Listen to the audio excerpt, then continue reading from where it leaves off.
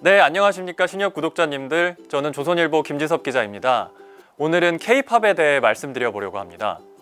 요즘 해외에 나가 거리를 걷다 보면 외국인들이 한국인임을 알아채고 먼저 BTS 사랑해요, 블랙핑크 좋아요 라는 말을 걸면서 호감을 드러내는 경우가 많아요.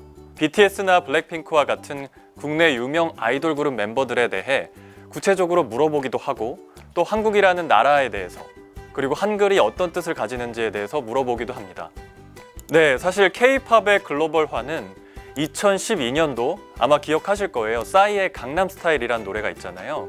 이 노래가 한국 노래 최초로 미국 빌보드 메인 싱글 차트 핫 100에 7주간 2위를 차지하면서 본격적인 포문을 열었습니다.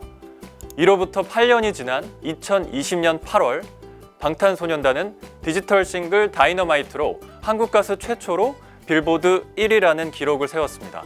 네, 그 이후에 방탄소년단이 연이어 발매하는 인기곡들이 빌보드 1위에 계속해서 오르면서 전 세계를 아주 깜짝 놀라게 했습니다. 네, 그리고 여러분 BTS만 있는 게 아니잖아요. 또 K-팝 걸그룹을 대표하는 블랙핑크의 첫 번째 정규인 D 앨범은 미국 빌보드 200 차트 2위를 기록하면서 K-팝 걸그룹 중 처음으로 차트 진입에 성공하기도 했습니다. 네, 그야말로 국뽕이 차오르는 순간이 아닐 수가 없는데요. K-팝의 저력은 어디에서 나오는 걸까요? 그리고 급속도로 성장한 K-팝이 만들어내는 경제적 효과는 얼마나 되는 걸까요? 한번 알아보겠습니다. 네, 2012년 싸이부터 시작해서 방탄소년단 그리고 블랙핑크까지 이렇게 어마어마한 기록들을 세울 수 있었던 주된 배경으로 전문가들은 바로 이 보는 음악, 시각적인 음악의 부상을 꼽습니다. 이제는 사람들의 음악을 대하는 방식이 이렇게 귀로 듣는 사운드에 한정되기보다는요, 눈으로 보는 음악이죠. 이 시각적 효과가 주를 이루는 영상 콘텐츠 중심으로 이렇게 바뀌고 있다는 것이죠. 과거 1980년대부터 90년대 그리고 2000년대에도 당연히 시각적 퍼포먼스형 가수들이 있었습니다.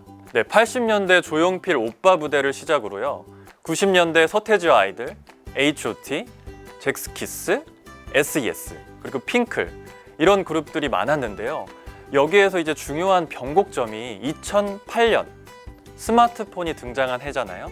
그때 일어나게 됩니다. 네, 국내에 머물던 이런 시각적 퍼포먼스형 가수들의 활동 범위가 일본, 중국 등 아시아권은 물론이고요, 서양권 뮤직 차트를 석권할 정도로 급격하게 뻗어나간 것이죠.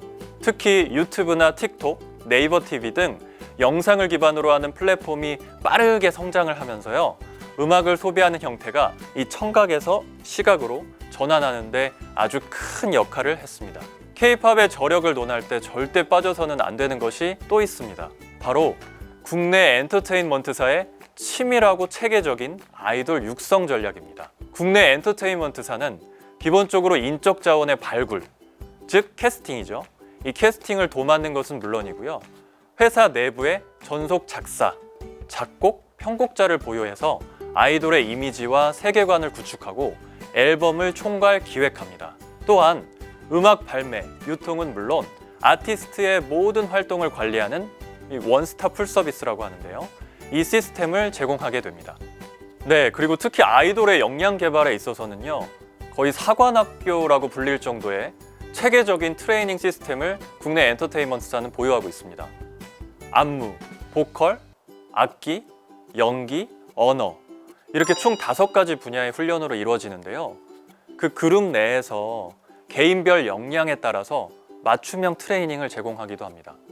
네, 한 연구에 따르면요, 멤버 7명을 기준으로 새로운 K-팝 그룹을 데뷔시키는 데까지 거의 24억 원 정도가 들어간다고 해요.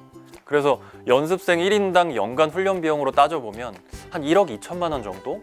이렇게 잡고 연습을 시킨다고 하는데요. 근데 이게 연습 기간을 짧게 3년만 잡아서 계산을 해도 예산을 굉장히 넘겨버리게 되는 거죠. 네, 전 세계적으로 사랑받는 국내 유명 아이돌 그룹의 경제적 파급력도 어마어마합니다.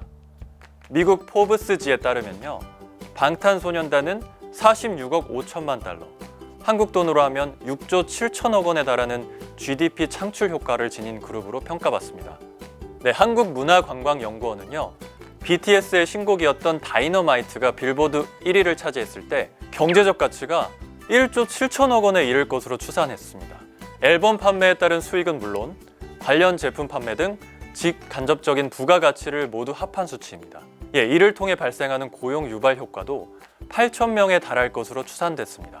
현대경제연구원은 지난 2018년 발표한 한 자료에서 방탄소년단이 2014년부터 2023년까지 창출할 수 있는 경제 효과가 약 56조 원이라고 추산하기도 했습니다.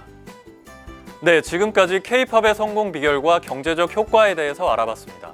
세계인의 주류 문화로 자리 잡은 K-팝이 일각에서 제기되는 비판들까지 모두 수용을 하고 개선해 나가면서 앞으로 계속 발전하는 모습을 보여줬으면 합니다. 힘든 사람 어부어부어부바 어려울 때 어부어부어부바 소중한 꿈 어부어부어부바 평생 어부바 신